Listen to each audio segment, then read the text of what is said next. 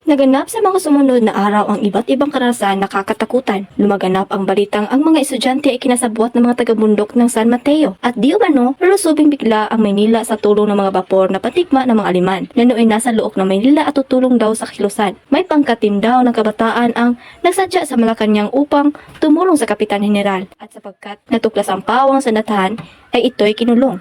Lalo naglubha si Kapitan Tiago nang hulihin si Basilio at may nahalughog sa kanyang mga aklat. Nadagdagan pa ito ng pagkasindak ng ibalita ni Padre Irene ang mga bagay na nakapangingilabot. Umungol ang makalawa at saka bumagsak na walang hininga sa higaan na nakadilat ang mga mata. Natakot si Padre Irene at tumakbo subalit na nakakapit sa kanya ang patay kaya ito'y nakalakat at naiwan sa gitna ng silid.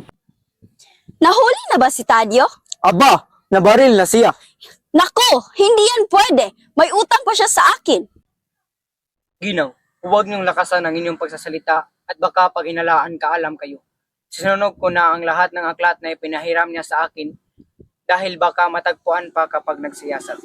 Mag-iingat kayo, Ginaw. Nabilanggo rin ba daw si Isagani?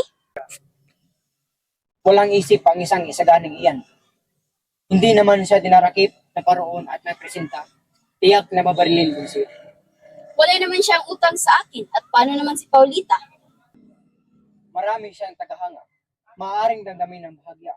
Ngunit hindi magtatagal at magpapakasal siya sa isang Kastila.